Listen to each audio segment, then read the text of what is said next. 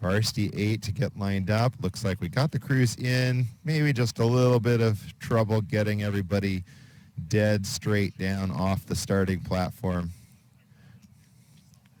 But a nice job in that last Varsity 8s race for the men. The skies are brightening up just a little bit here.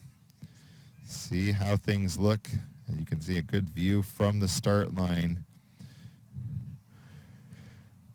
as we look down on that starting platform, and the referees are right on that small dock behind them where they're up a little higher, able to see and check out how everything is getting aligned for the crews. So we're waiting on just getting that western bow kind of kicked around a little bit here. It looks like lane 1, Seattle University, lane 2, Portland, and lane 3, Western.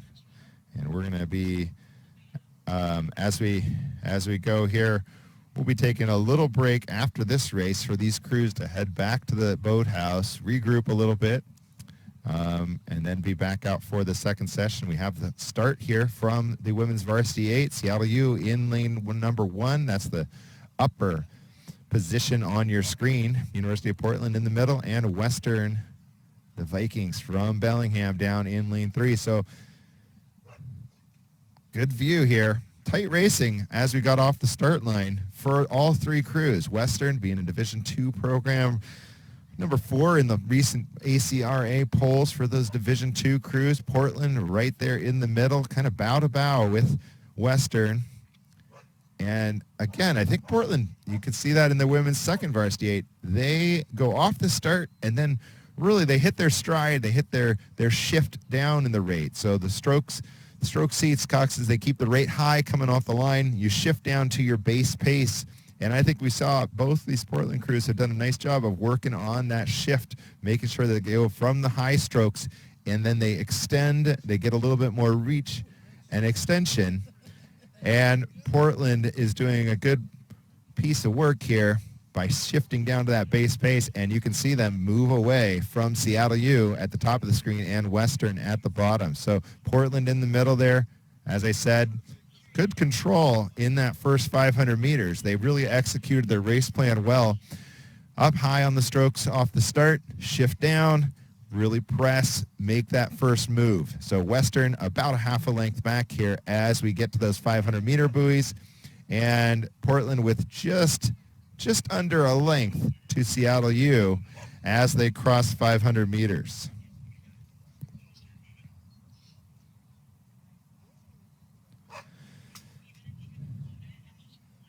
So the Huskies not in this race, but the Husky men will be back out on the water shortly against Oregon State. The University of Portland crossing that first 500 meters in 1:47.0. Pretty good pace here to begin the race for Portland. And see how these guys can keep pressing and moving away. So the Huskies will be back at it down at the Pac-12 Invitational at Stanford on April 9th and 10th, along with Oregon State will be down there too. So all 3 of these Pac-12 men's programs down at the Stanford Invitational next weekend. But on the water, the action on the water, we got University of Portland, who has since the 500-meter mark, and Fox Point. You can see how they stretched out that lead on Seattle University. But Western sticking right around with them. See what Western can do here as we get to that 1,000-meter mark. Stay in control. Stay in your race plan. That's what Coach Cox is going to talk about. Staying on your plan. What was your plan? How are you going to execute? Don't bail on your plan based on what that other crew has done early in the race. So early in the race, we had the University of Portland kind of right even with Western. They made that shift. They had some good momentum from 500 meters out to 1,000 now. You can see that they separated out just a little bit. They got a touch of open, maybe just about astern here on the Vikings from Western. So good race by the University of Portland pilots. Nice racing from Western as well. Seattle U's got to do a little bit more to get back in it in the second half of the race here. So just looking at also at the Huskies men's schedule coming up, we also got the some of the other boats from the University of Washington will be racing at the Ebright Invitational over at on the Oakland Estuary at the Cal Boathouse against some of the other California crews, a mix of teams from California that'll be up for that Ebright Invitational, which is a great opportunity. It's nice to see that the Washington program is able to take those younger guys down, get them another chance to race, get down on a historic race course as well outside of Oakland down at the Kai Ebright Boathouse at the University of California. So a good chance for some of the younger rowers to race there, and the varsity JV and third varsity will be racing over at the Pac-12 Invitational, and then back down to Redwood Shores a few weeks later, and that one's going to be a big one. That's against the University of California, the Bears and the Huskies. You know it's always going to be a great race when you see that one on the schedule. So April 23rd down at Redwood Shores. And then we'll be coming back up to Seattle for May 7th for the Windermere Cup. Excited to see the Dutch crew racing the men and the British women coming over to race the Husky women. Last time the British women were racing the Washington women here at opening day, it was a barn burner of a race, just one fantastic effort from the Huskies and the British women. Great race a few years back there.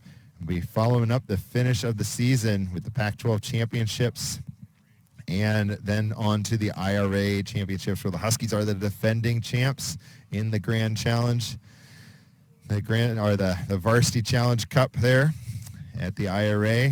We'll have a few teams that were not there due to COVID returning, particularly Yale Bulldogs, number one team in the country rankings right now, and we'll see them against Washington at the IRAs.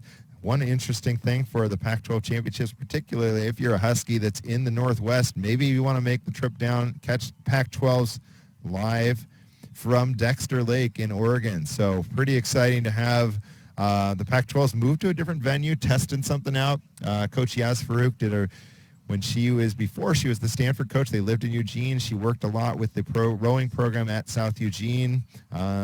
She's very aware of what a great race course Dexter Lake can be. It's got a wonderful 6-lane buoyed race course, good stake boats, beautiful covered bridge right behind the start line. So we're hoping for great weather down there at Dexter Lake to get to see all these Pac-12 crews race that championship in a different environment. So I think it's nice for the men and women of Washington to have a chance to race in the Northwest for the Pac-12 championships. So coming up to the line here, finishing strong, University of Portland Pilots moved away in the second half. They really moved away from Western. Western in that solid second place position over Seattle U in third there. So the varsity women from University of Portland, nice race from Portland over the Vikings from Bellingham. And then crossing the line now, the Redhawks from Seattle U. Good race all across the board. So now these crews that were in this first flight of races, they're going to head out, turn around, head back up the race course. Some of these crews will be staying on the water, kind of doing a long, extended cool-down / warm-up for the next race. Other crews will be heading in to split into Varsity 4s. That UC Irvine boat in particular, they'll be moving into some Varsity 4s to race a second flight of races. But we should be back out here in just a little bit. So right now we have scheduled at 9:10 is the Collegiate 3rd Varsity 8, Freshman 8.